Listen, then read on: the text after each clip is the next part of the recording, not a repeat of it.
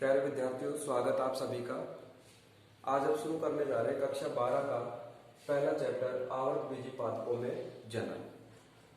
और जैसा कि आप जानते हैं कि एक जो लंबा वीडियो है वो देखने में समझने में थोड़ा बोरिंग हो जाता है, इसलिए हम कोशिश करेंगे इसको पार्ट्स में लें, ज़्यादा लंबे वीडियो न बने। और जो पहला अपना इसका जो वीडियो बना रहे हैं वो है भाग फर्स्ट के नाम से, फिर दूसरा बनाएंगे, फिर आवश्यकता हुई तो तीसरा बनाएंगे, इस प्रकार से। तो ये आगे के लिए भी आप इसी प्रकार से ध्यान रखें। सबसे पहले जो अपना चैप्टर है 12th bio syllabus RBSE board में आवर्त बीजी पादपों में जनन, इसका जो पहला टॉपिक है जनन परिभाषा किसे कहते हैं। तो प्रत्येक जो जाति है, प्रत्येक जो सजीव है अपने समान संतति उत्पन्न करने का गुण रखता है और यह गुण कहलाता है जनन। जनन की आवश्यकता प्रत्येक जो जीव है, प्रत्येक जो जाति है वो अपने अस्तित्व को बनाए रखने के लिए जनन करती है। फिर हम बात करते हैं आवर्त बीजी पादपों में जनन, जो कि अपना चैप्टर है। आवर्त बीजी पादपों में जनन के दो प्रकार बताए गए हैं। कौन कौन से? अलैंगिक जनन और लैंगिक जनन। अलैंगिक जनन का अर्थ है एक ही जनक। एक ही जनक का अर्थ है नर और मादा दोनों में से कोई एक। हालांकि यहाँ पर हम बात कर रहे हैं पादपों की, तो पादपों की बात करेंगे, वैसे कोई भी जंतु हो सकता है। एक ही जनक, उससे उत्पन्न जो संतति है, तो इस प्रकार का जो जनन है वो कहलाता है अलैंगिक जनन। या फिर दूसरे शब्दों में इसको हम समझे, अलैंगिक जनन है उसमें युग्मक संलयन नहीं होता, अर्थात निषेचन की प्रक्रिया वो इस प्रकार के जनन में नहीं पाई जाती। अगर युग्मक जनन हुआ, युग्मकों का संलयन अर्थात निषेचन हुआ, तो वो तो कौन सा टाइप हो गया? लैंगिक जनन। तो ये पहला टाइप आवर्त बीजी पादपों में जनन का अलैंगिक जनन, जिसमें दो बातें आपको ध्यान में रखनी है कि इस प्रकार का जनन जिसमें एक ही जनक द्वारा जो संतति उत्पन्न की जाती है अलैंगिक जनन कहलाता है। दूसरा बिंदु, इस प्रकार के जनन में क्या नहीं होता है? युग्मक संलयन नहीं होता है। फिर बात करें अब दूसरा टाइप आवर्त बीजी पादपों में जनन का दूसरा प्रकार लैंगिक जनन। लैंगिक जनन है उसमें दोनों जनक होते हैं। लैंगिक जनन में क्या होते हैं? दोनों जनक, नर और मादा दोनों जनक क्या बनाएंगे? युग्मक बनाएंगे। युग्मकों का क्या होगा? संलयन होगा, और संलयन से फिर जो संतति बनेगी तो वो कौन सा टाइप है? लैंगिक जनन। तो पहले हम इस टॉपिक को देखते हैं अलैंगिक जनन। अलैंगिक जनन के दो टाइप बताए गए, जैसा कि आप देख रहे हैं। पहला टाइप अनिषेक बीजता और दूसरा टाइप है कायिक प्रवर्धन या जनन। ठीक है, तो अनिषेक बीजता है वो किसे कहते हैं? अनिषेक बीजता का क्या अर्थ है? अनिषेक बीजता का अर्थ है कि कोई भी जो पादप है वो बिना निषेचन के उत्पन्न हो रहा है। हालांकि होगा तो किससे? बीज से ही उत्पन्न होगा, पर वो बिना निषेचन की प्रक्रिया के उत्पन्न हो रहा है, तो उसे हम कहेंगे अनिषेक बीजता। दूसरा जो टाइप है कायिक प्रवर्धन या कायिक जनन, ये बीज के माध्यम से हो रहा है अनिषेक बीजता, परंतु इसमें आवश्यक शर्त क्या है? बिना निषेचन की। दूसरा जो टाइप है स्टूडेंट्स वो है कायिक प्रवर्धन कायिक जनन। तो इसमें विशेष बिंदु ये है, कायिक जनन में बीज के अलावा पादप के किसी अन्य भाग से, जिसको क्या बोलते हैं? प्रवर्ध बोलते हैं। पादप के किसी अन्य भाग से नया जो संतति है, नया जो पौधा है वो बनता है। तो ये दो टाइप हो गए, अनिषेक बीजता और कायिक प्रवर्धन। ठीक है, अब यहाँ पर जो अपना डिटेल से है वो दूसरा टाइप है। पहला टाइप है उसको थोड़ा सा परिभाषित किया गया अपने सिलेबस में, दूसरा जो टाइप आपने कौन सा, कायिक जनन या कायिक प्रवर्धन, जो किसके माध्यम से हो रहा है, बीज के अतिरिक्त पादप के किसी भी अन्य भाग से, जड़, तना, पत्ती, शाखा, फल, फूल, कोई भी भाग हो सकता है, जिस भाग को हम बोलेंगे प्रवर्ध। तो इसी को हम आगे कंटिन्यू करते हैं। कायिक जो प्रवर्धन है, कायिक जो जनन है, वो कितने टाइप का होता है। पहला टाइप जैसा कि आप देख रहे हैं, प्राकृतिक कायिक प्रवर्धन या प्राकृतिक कायिक जनन। ये पादप के अलग अलग अंगों से होता है, उस आधार पर इसको अलग अलग भागों में डिवाइड किया गया है। जैसा कि आप देख रहे हैं,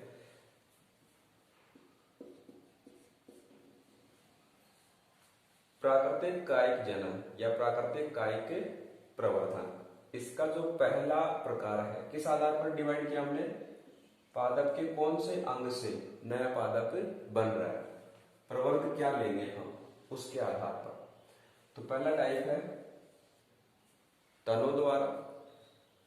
तनों में कक्षा 11 में हमने कुछ रूपांतरण पढ़े थे। कुछ तने भूमिगत होते हैं, कुछ वायवीय होते हैं, कुछ जलीय पादप है, उनमें भी तनों के रूपांतरण के उदाहरण पढ़े हमने। तो यहाँ पर हम बात करें, तनों के कुछ रूपांतरण हैं और उन रूपांतरण में कुछ ऐसी संरचनाएं हैं, कलिकाएं हैं, अपस्थानिक कलिकाएं हो सकती हैं, अन्य कोई भाग है, वो विकसित होकर के नया पादप बना सकता है। तो उसको हम क्या बोलेंगे, प्राकृतिक कायिक प्रवर्धन। जैसे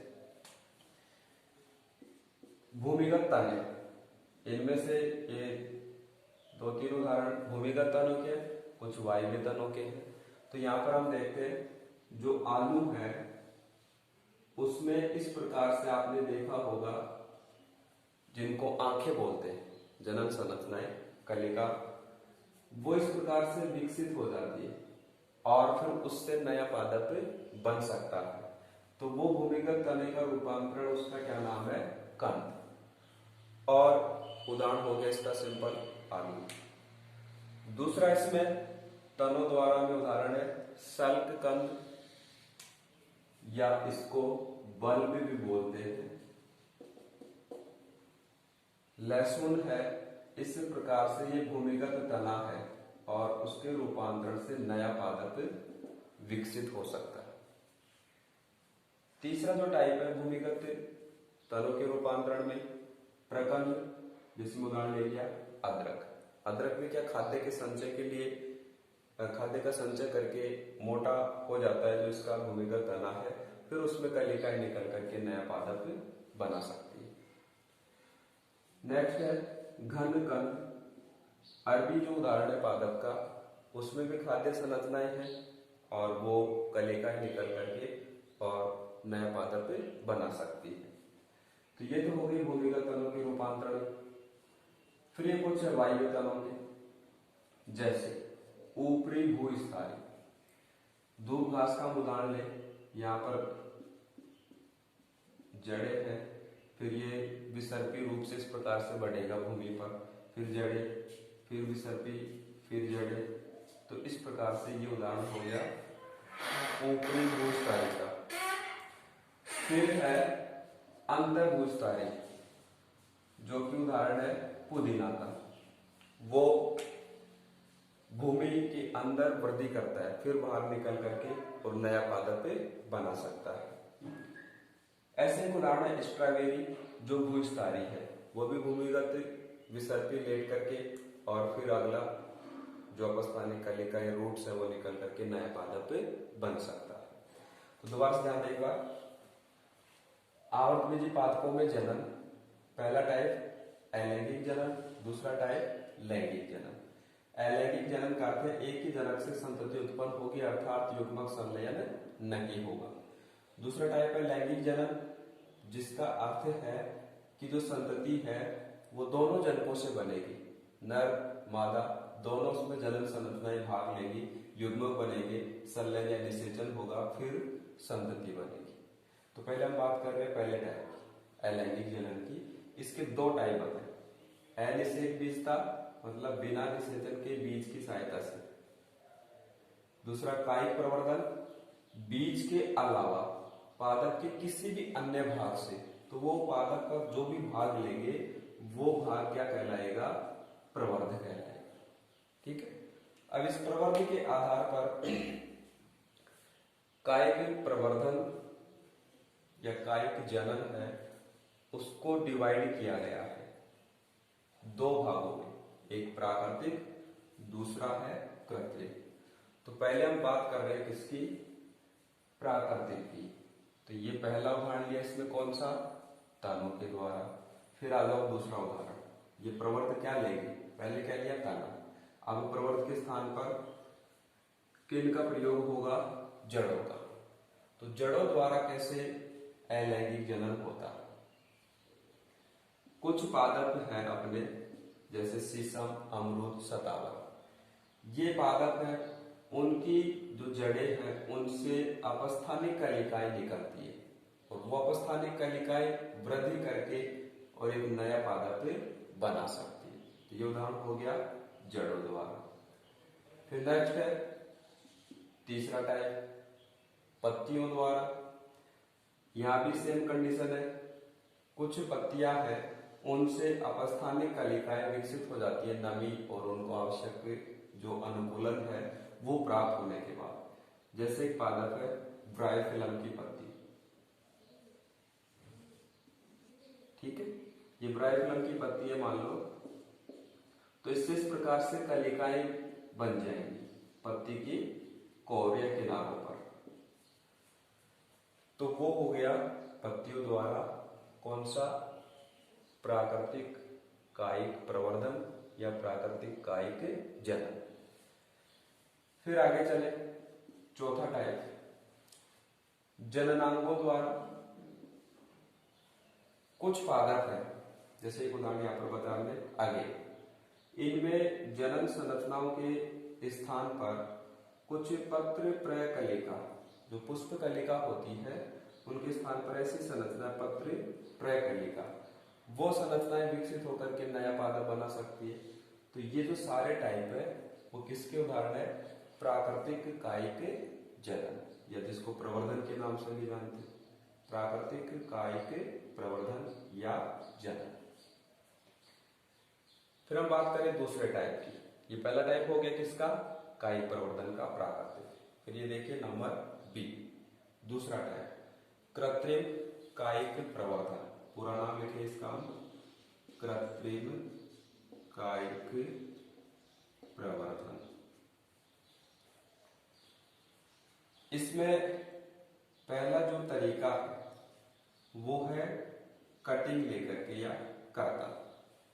तो पहले हम इस चीज को समझेंगे, कृत्रिम कायिक प्रवर्धन क्या होता है। यहाँ पर देखिए प्राकृतिक में क्या था, पादप के वो ही जो भाग है वो अपने आप विकसित हो रहे हैं, उसमें हमारा कोई योगदान नहीं है।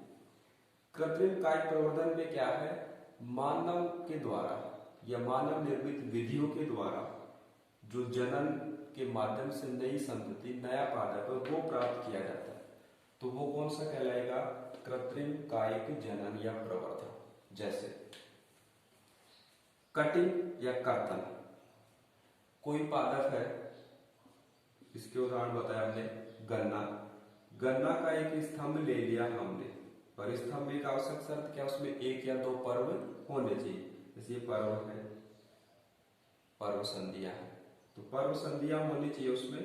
तो पर्व संधियां लेकर के और ये स्तंभ का तने का टुकड़ा है उसको भूमि में हम रोपित कर दें तो इस भाग से नया पादप बन सकता है। तो ये जो नया पादप बनेगा तो कौन सी विधि है, कटिंग या कर्तन। और कटिंग में भी किसका टाइप है, वो तने का, तो इसको बोलेंगे स्तंभ कर्तन। ठीक है, उदाहरण हो गया गन्ना, अंगूर, गुलाब। दूसरा इसी का कटिंग का एक उदाहरण दूसरा, एक तो हम तने की कटिंग ले, दूसरा है जड़ या मूल की कटिंग ले। तो मूलों में अपस्थानिक कलिकाएं होती है, जैसे नींबू है, सेब और चेरी। ये जो पादप है उनकी जो रूट्स है उनमें अपस्थानिक कलिकाएं होती है इस प्रकार से। तो उन रूट्स को काट करके हम भूमि में रोपित कर दे तो उनसे भी नया पादप बन सकता है। तो ये पहली विधि हो गई कटिंग या कर्ता।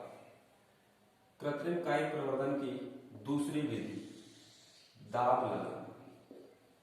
दूसरी विधि कौन सी है? दाब लगाना। तो दाब लगाना विधि है, उसमें देखिए क्या है, इसकी परिभाषा क्या है।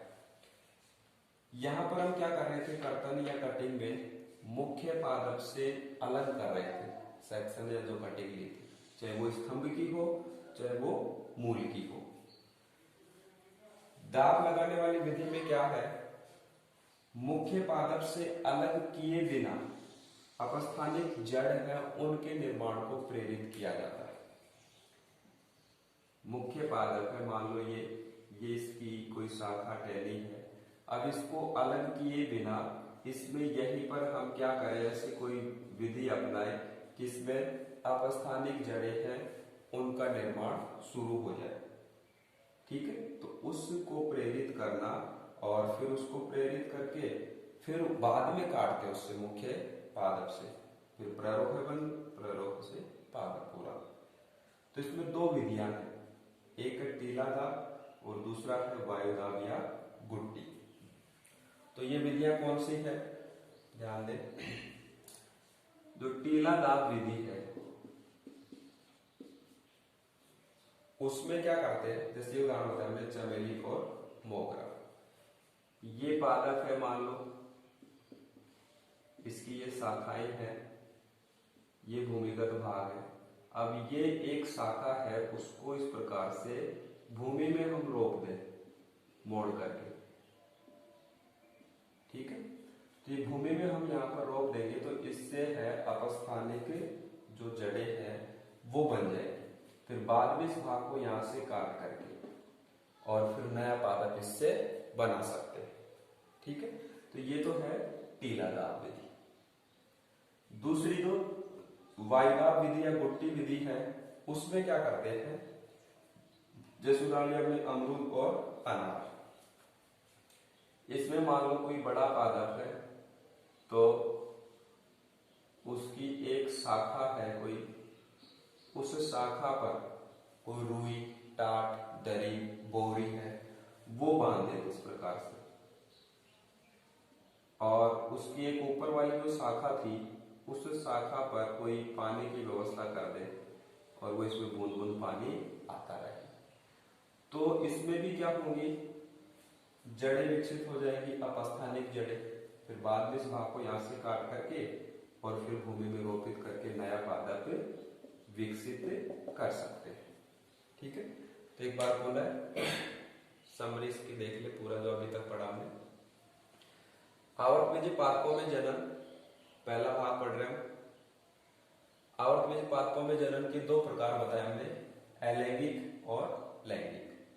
अलैंगिक में एक ही जनक से युग्मक संलयन नहीं होगा, लैंगिक में दोनों जनक है वो आवश्यक है। अलैंगिक जनन की दो विधियां हैं, अनिषेक विस्तार बिना निषेचन के बीज की सहायता से, कायिक प्रवर्धन या जनन बीज के अतिरिक्त किसी अन्य भाग से, जिसको हम क्या बोलेंगे, प्रवर्धक बोलेंगे।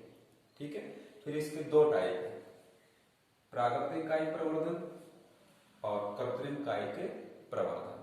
ठीक है, जिनमें कुछ एग्जाम्पल है जिनको आप देख सकते हैं, नोट कर सकते हैं।